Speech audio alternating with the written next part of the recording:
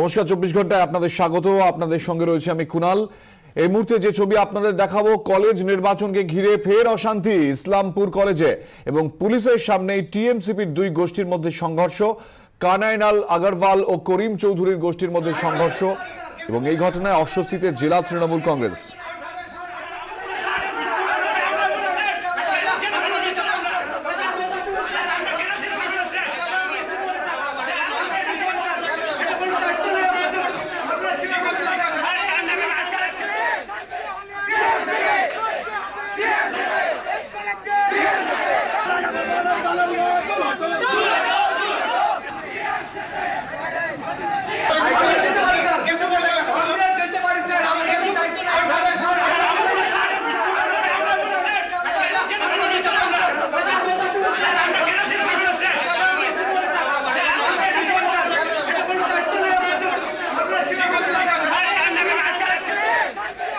College নির্বাচন ঘিরে ফের অশান্তি ইসলামপুর কলেজ, পুলিশের সামনে টিএমসিপির দুই গোষ্ঠীর মধ্যে সংঘর্ষ।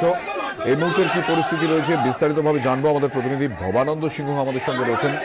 ভবানন্দ, এই মুহূর্তে কি পরিস্থিতি, পাশাপাশি জানতে চাইবো যে ঘটনার সূত্রপাতই বা কি হবে।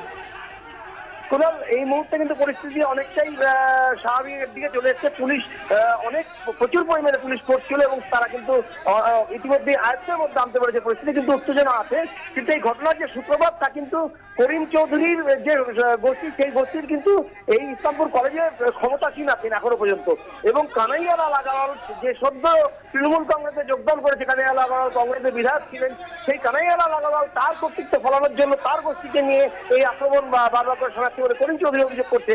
অপরদিকে কানাইলাল আগরওয়ালের গোষ্ঠীরা দাবি করছে যে আমরাই মূল তৃণমূল, আমাদেরই এখানে সমস্ত কর্তৃত্ব চলবে। এই নিয়েই কিন্তু এই দুই পক্ষের গোষ্ঠীদ্বন্দ্বই কিন্তু এখানে পরিষ্কারভাবে দেখা যাচ্ছে এবং যার ফলে কিন্তু ইসলামপুরের তৃণমূলের যে দুই পক্ষের যে গোষ্ঠীদ্বন্দ্ব তা এতটাই প্রকাশ্যে আসছে যাতে কিন্তু চরম অস্বস্তিতে পড়ে যাচ্ছে জেলা তৃণমূল, যার ফলে কিন্তু তারা ইতিমধ্যে আলোচনা শুরু করেছে নিজেদের মধ্যে কি করে এই গোষ্ঠীদ্বন্দ্বকে সামাল দেবেন। ভবানন্দ, ধন্যবাদ। ভবানন্দ সিংহ আমাদের সঙ্গে ছিলেন টেলিফোনে। এই মুহূর্তে যে ছবি আপনারা দেখতে পাচ্ছেন, কলেজ নির্বাচন ঘিরে ফের অশান্তি ইসলামপুর কলেজে, পুলিশের সামনে টিএমসিপির দুই গোষ্ঠীর মধ্যে সংঘর্ষ। কানাইলাল আগরওয়াল ও করিম চৌধুরীর গোষ্ঠীর মধ্যে সংঘর্ষ। এই ঘটনায় অস্বস্তিতে তৃণমূল কংগ্রেস। এরই পাশাপাশি যে ছবি আপনাদের এর আগেও আমরা দেখিয়েছি যে মনোনয়নপত্র জমা দেওয়াকে নিয়ে বেলুড়ের লালবাবা কলেজেও কিন্তু একইভাবে অশান্তির ছবি ধরা পড়ে আজ। সেখানে টিএমসির দুই গোষ্ঠীর মধ্যে ঝামেলা বেঁধে যায়। পুলিশ সেখানে ঘটনাস্থলে পৌঁছলে ছাত্রছাত্রীদের সঙ্গে কিন্তু তাদের বচসা বাঁধে। পরে জিটি রোড অবরোধ করেন পড়ুয়ারা এবং কয়েকজন ছাত্রছাত্রীকে এই ঘটনায় আটক করা হয়েছে পুলিশ। পাশাপাশি দুটি ঘটনা, একদিকে ইসলামপুরে ধুন্ধুমার, অন্যদিকে লালবাবা কলেজ, বেলুড়ের লালবাবা কলেজেও সেখানে সকাল থেকেই অশান্তি। দুক্ষেত্রে টিএমসিপির দুই গোষ্ঠীর মধ্যে ঝামেলা।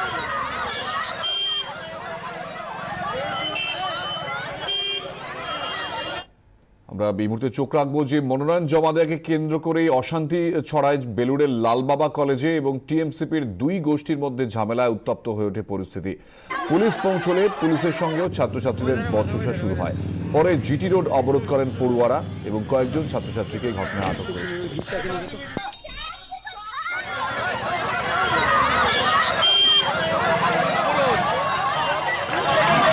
কলেজের পক্ষ থেকে জিটি রোড অবরোধ।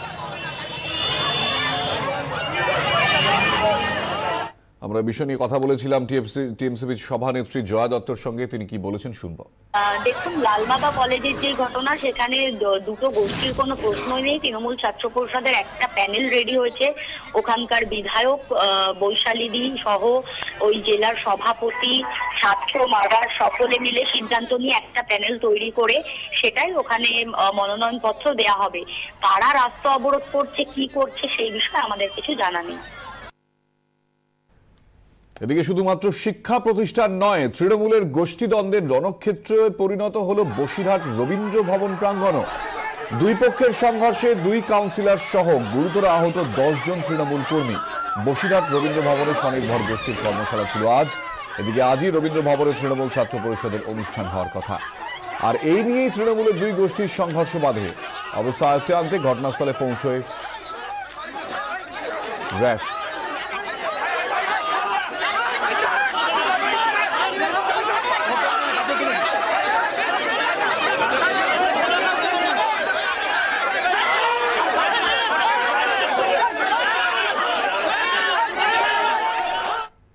এবং বসিরহাট রবীন্দ্র ভবনের বাইরে টিএমসিবির সমর্থকদের ওপর হামলা চালিয়েছে এলাকারই কিছু সমাজবিরোধী দুষ্কৃতী। পাল্টা অভিযোগ টিএমসিবির সভানেত্রী জয়া দত্তর। ওখানে তৃণমূল ছাত্র পরিষদের ভোগ প্রতিবাদ যেই নোট ইস্যু নিয়ে যে আন্দোলন সারা বাংলা ব্যাপী হচ্ছে, সেই প্রোগ্রাম তৃণমূল ছাত্র পরিষদকে জেলার তরফ থেকে দেয়া হয়েছিল। সেই মানে জেলা তৃণমূল কংগ্রেসের থেকে তৃণমূল ছাত্র পরিষদকে দেয়া হয়েছিল। তো তৃণমূল ছাত্র পরিষদ বসিরহাট মহকুমার যারা দায়িত্বে ছিল তারা রবীন্দ্র ভবন ভাড়া করেছিল, সেই মানি রিসিভও তাদের কাছে দেয়া হয়েছে। পরবর্তীকালে অন্য কোনো স্বনির্ভর গোষ্ঠীকেও শুনছি ভাড়া দিয়েছিল বসিরহাট পৌরসভা, কিন্তু তাদের যে ক্যান্সেল হয়েছে বা কিছু এই বিষয়ে কিছু জানানো হয়নি। তৃণমূল ছাত্র পরিষদের যখন জমায়েত হতে থাকে রবীন্দ্র ভবনের সামনে, হঠাৎ করে বসিরহাটের কিছু দুষ্কৃতী এবং বিভিন্ন সময় যাদেরকে বিভিন্ন অসামাজিক কাজের সাথে যুক্ত থাকতে দেখা যায়, তারা তৃণমূল ছাত্র পরিষদের উপর এসে হামলা করে এবং প্রচুর মহিলারা ছিলেন তাদের উপরেও হামলা করেছে। বিষয়টা নিয়ে দলের সাথে কথা বলেছি। আমাদের খাদ্যমন্ত্রী, আমাদের যিনি জেলার সভাপতি আছেন জ্যোতিপ্রিয় মল্লিক মহাশয়ের সাথেও কথা হয়েছে। এই মুহূর্তে চোখ রাখবো রোজভ্যালি তদন্তের খবরে। ফের আদালতে পেশ সুদীপ বন্দ্যোপাধ্যায়কে। সুদীপ বন্দ্যোপাধ্যায় 8 দিনে তার হেফাজত চেয়েছে সিবিআই। সিবিআই হেফাজত চাওয়া হয়েছে তদন্তের ক্ষেত্রে সেন্ট জেভিয়ার্স ইস্যুকেই গুরুত্ব দিচ্ছে সিবিআই। রোজভ্যালিতে কাজ পাইয়ে দেওয়ার জন্য তদবির সুদীপের, আরও জিজ্ঞাসাবাদের প্রয়োজন রয়েছে বলে মনে করে সিবিআই এবং সেই কারণেই 8 দিনের হেফাজতের আবেদন করা হয়েছে সিবিআইয়ের তরফ থেকে। রোজভ্যালির পর এবার কিন্তু সারদা কাণ্ডেও নাম জড়ালো সুদীপ বন্দ্যোপাধ্যায় এবং সেক্ষেত্রে কলকাতায় সুদীপের সঙ্গে সুদীপ্ত সেন বৈঠক করেছিলেন এবং দেবযানী মুখার্জিকে জেরায় এমনই চাঞ্চল্যকর তথ্য উঠে এসেছে এবং ফের আদালতে পেশ করা হয়েছে সুদীপ বন্দ্যোপাধ্যায়কে। সুদীপ বন্দ্যোপাধ্যায়ের 8 দিনের সিবিআই হেফাজত চাওয়া হয়েছে সিবিআইয়ের তরফ থেকে এবং তদন্তের ক্ষেত্রে সেন্ট জেভিয়ার্স ইস্যুকেই গুরুত্ব দিচ্ছে সিবিআই। আদালতে পেশের সময় ঠিক কি বলেছিলেন সুদীপ বন্দ্যোপাধ্যায় শুনব।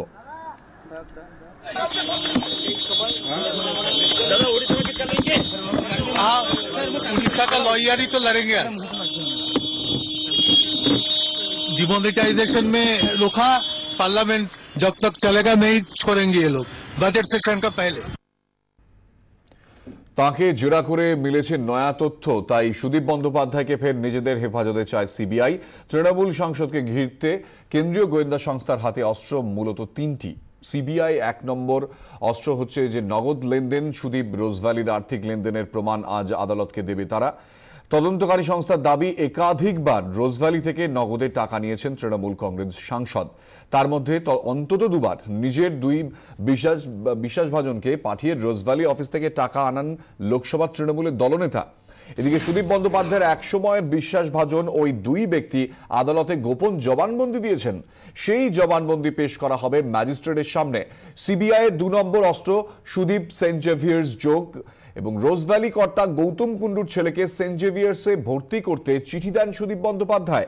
এখানেই শেষ নয়, সুদীপ নিজে গৌতম কুণ্ডুকে সঙ্গে করে স্কুলেও নিয়ে যান। তদন্তে জানা যায় সেন্ট জেভিয়ার্সকে পরবর্তীকালে 71 লক্ষ টাকা অনুদান দেন গৌতম কুণ্ডু। সেই সংক্রান্ত বিস্তারিত তথ্য আদালতে পেশ করবে সিবিআই। সিবিআই এর 3 নম্বর অস্ত্র সুদীপ সারদা যোগ সারদা কাণ্ডের একটি মামলায় দেবযানী মুখার্জিকে হেফাজতে নেয় কেন্দ্রীয় গোয়েন্দা সংস্থা। দেবযানী সিবিআইকে জানিয়েছেন যে কলকাতার একটি সংবাদপত্রের অফিসে সুদীপ বন্দ্যোপাধ্যায় ও সুদীপ্ত সেনের বৈঠক হয়। ভুবনেশ্বরে আদালতে সুদীপের বিরুদ্ধে আজ এই তথ্যকেও হাতিয়ার করবে সিবিআই। এই মামলায় ইতিমধ্যেই গ্রেফতার সুদীপ্ত সেন, তাঁকেও হেফাজতে নিয়ে জেরা করতে চায় তদন্তকারীরা।